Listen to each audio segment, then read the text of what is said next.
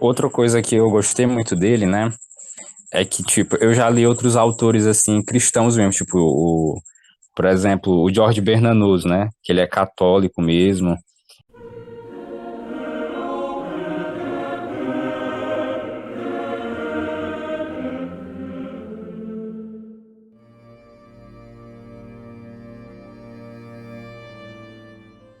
O Morriac também, mas assim, às vezes quando eles iam escrever o livro dele, por exemplo, o Bernanos, Sobre o Sol de Satã, ou o Diário de um Pároco de uma Aldeia, né, é assim, é um livro bem católico mesmo, tipo, a pessoa vê o título do livro e sabe que o livro ele é católico, só que você pega o Tolkien, sei lá, uma pessoa que for ateia, agnóstica, ela não é nada mesmo em matéria de religião, não dá para saber que o Tolkien é católico, mas você vê na obra dele a questão da beleza, que vai remetendo a Deus, né, aos poucos, a questão de como ele consegue elevar os temas, coisas simples, a pessoa está numa ceia, num banquete, ele consegue elevar um tom espiritual para ele consegue fazer o leitor enxergar algo mais profundo, né, do que aquele simples banquete, do que aquela simples reunião que teve ali.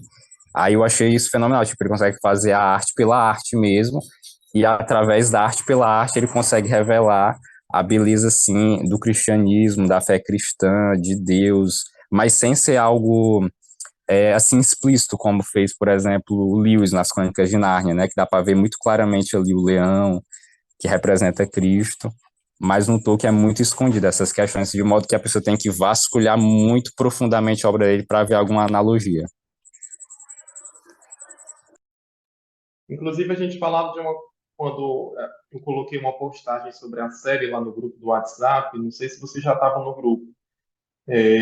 Aí o pessoal ficou falando, né, dos positivos e negativos da série, e uma das coisas que eu falei que eu achei muito positivas foi essa abordagem dos temas tolkienianos que a série fez, né, que são temas cristãos, né, como a criação a partir do nada, né, o mal como uma função do bem, o desejo de dominação pelo poder, né, que o mal vai instigando nos personagens, a dimensão da providência divina, que do começo ao fim da obra você vê isso, né, em qualquer livro. Você está lendo o Hobbit, você vê a providência ali agindo o tempo todo. No Senhor dos Anéis você vê, né, a nossa leitura atual do Silmarillion, né, você vê, sobretudo na a própria ação do mal, né, do Morgoth, do Sauron, que a gente ainda vê pouco, né, no Silmarillion, você vê a divina providência agindo aí, né? O valor da amizade, e aí vai. Então, essa aí, eu acho, são esses temas que dão aquela profundidade, né, à obra do Tolkien, mostra a genialidade dele, porque de fato ele não faz analogias, né? A gente trabalha mais com aplicabilidades, né? A gente vê ali um personagem, um aspecto daquele personagem, da missão dele, e a gente vai lembrando, como cristãos, né, como católicos, de elementos da fé, né? Olha aqui, lembra Nossa Senhora, aqui lembra Jesus, aqui lembra a igreja, né? Aqui lembra a Eucaristia, no caso do Lembas, né? Que eu acho que aparece, não sei se o Lembas aparece no Hobbit, eu não lembro. Não sei se tu já viu alguma coisa do Lembas aí no Hobbit. Não, ainda não. Esse aí eu não vi, não. Mas eu acho que talvez apareça, né? Porque ele é um. O próprio aqui no prefácio diz que é um prelúdio do Senhor dos Anéis, né? Mas na frente deve aparecer alguma coisa no livro. Com referência, assim. No Senhor dos Anéis aparece, assim, claramente, né? Mas no Hobbit ainda eu não vi, não. Mas eu acho isso mesmo interessante do Tolkien mesmo. Ele consegue falar da fé sem escrever, por exemplo, um artigo de opinião. Vou escrever aqui sobre a Santíssima Trindade na obra aqui do Tolkien. Não, é muito escondido. É uma referência, assim, que a pessoa. Só se ela fazer, tipo, uma filologia da obra do Tolkien para ver que, junto com a questão teológica e filosófica, peguei aqui a referência que ele fez. Porque é muito fino. E eu acho que, inclusive, eu não sei se a Flannery O'Connor, ela chegou a ler ele, né? Mas ela até criticava muito certos escritores que eram católicos, como Bernanos, o Mauriac, que eles escreviam muito explicitamente a respeito da fé. E ela era católica, a Flannery O'Connor, mas ela nunca, em nenhuma obra dela que ela escreveu, era assim explícito. E o Tolkien fazia exatamente isso, não era explícito, era uma coisa que era arte pela arte, e na arte ele conseguia revelar a beleza de Deus nos escritos dele. Que eu até já adianto para você, Vinícius, e para os demais, né? O Daniel, os Ismaéis aqui, né? E quando a gente tiver um contato maior com as cartas do Tolkien também, se Deus quiser, vai entrar aí, né, na fila dos livros para ler, a gente vai ver isso muito mais profundamente, porque as cartas, de certa maneira, são uma oportunidade que o Tolkien tem para poder esmiuçar muita coisa, né, dos livros, dos personagens, porque as pessoas iam escrevendo e ele, na resposta, né, e as perguntas que as pessoas faziam, ele ia mesmo é, como eu posso dizer, ele ia deixando bem claras as ideias, o que estava ali por trás das construções, né? Dos personagens, questão desses temas, né? Que a gente falou. Então, é bem interessante, né? Você pode pegar muito do pensamento dele também lá no livro Árvore e Folha, né? Dele, que a HarperCollins também lançou recentemente, né? Já foi uma nova edição, né? Quando ele fala essa ideia do conto de fadas, né, história de fadas, qual é o entendimento dele sobre isso. É muito bom, né? Eu acho que são livros também que vale a pena ler. Sim, sim, eu acho isso tão fundamental quando ele. Eu li brevemente, eu não li todo esse ensaio dele, que é bem grande sobre o conto de fadas. Acho que é umas 50 páginas, que ele vai explicar todos os motivos de um modo muito esmiuçado, porque assim, aparentemente parece uma coisa assim, muito assim infantil, né? Uma criancice, conto de fada, coisa de criancinha quando tá sendo alfabetizada, né? Só que ele consegue elevar o conto de fada a um nível que qualquer pessoa tem que ler. É tipo assim, é tão fundamental. Eu acho que eu até inclusive é porque eu não faço letras, não é minha área. Mas se fosse, eu acho que a pessoa, o brasileiro, né, ele poderia ficar a vida toda sem ler José de Alencar, Raul Pompeia, mas ele não podia ficar a vida toda sem ler nenhuma obra do Tolkien, do Dostoiévski, que eles conseguem ser pessoas bem universais quando eles vão tratar de diversos temas. Amizade, fé, a questão mesmo da própria corrupção, porque não é uma prosa assim ilusória, que não, tudo é bom, não existe a questão do elemento mal, tudo dá certo.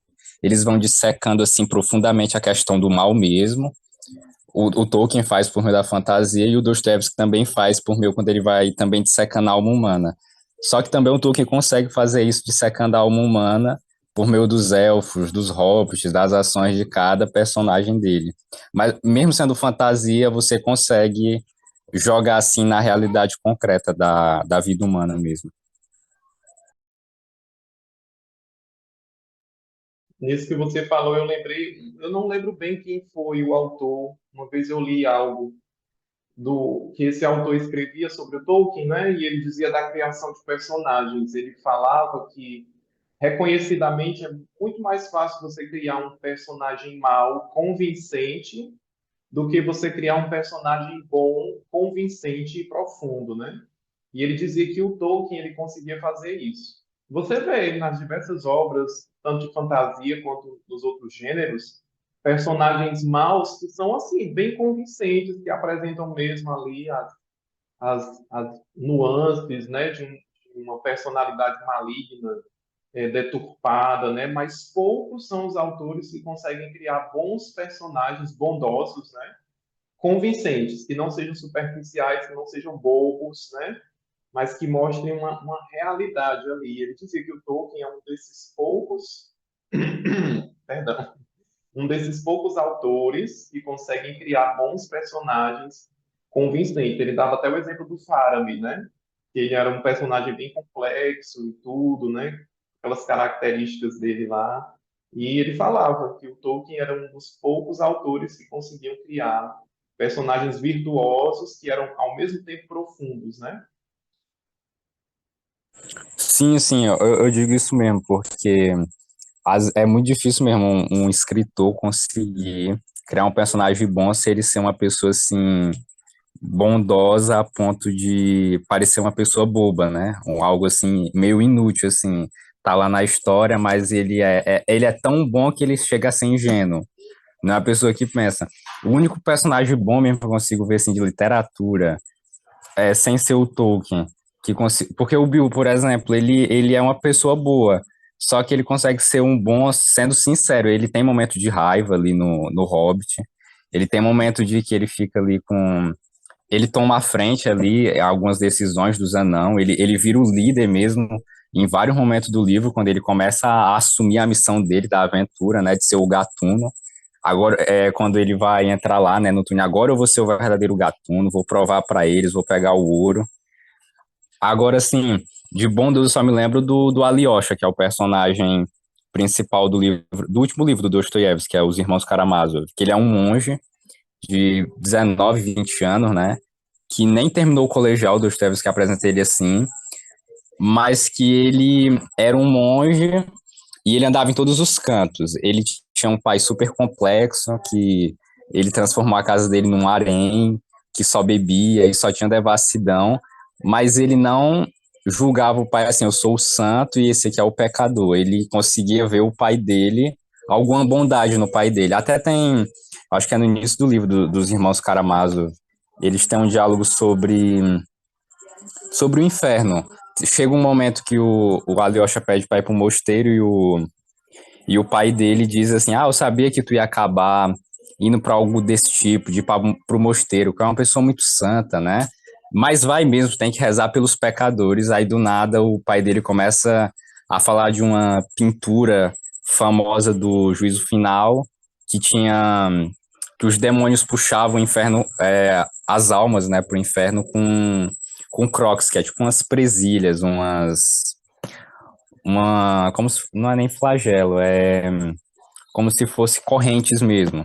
E ele imaginava assim, então eu vou ser mesmo puxado para o inferno. E o Alyosha começava uma discussão sobre o inferno, se o inferno existia, porque o teor da obra do Dostoiévski é bem filosófico, né? Aí o Dostoiévski cita Voltaire, ele cita que ele diz assim, ele Voltaire, no caso, eu acho que é Voltaire mesmo, que dizia assim, se Deus não existisse, nós teríamos que inventá-lo. Aí começa uma discussão grande no livro, né? Aí, porque é o ponto culminante da obra do Dostoiévski contra o ateísmo, né? Que é os Irmãos Karamazov. Ele tenta falar disso nos Demônios, mas nessa obra dele ele disseca mais profundamente acerca do tema. Assim como o Chesterton fez também no livro dele, A Esfera e a Cruz, que ele faz um argumento bem extenso contra o ateísmo e contra a questão mesmo do ceticismo. E o Tolkien consegue fazer isso, só que na fantasia. E é difícil fazer um personagem bom desse jeito, sem ele ser uma pessoa ingênua, assim, e também que não dê nem vontade de ler. O Bilbo não, você lê do início, aí você fica mais curioso, ele vai desenvolvendo o personagem, aí você quer saber mais o que, é que ele vai fazer e você vai ver e terminou de ler o livro, porque fica curioso para saber o que acontece.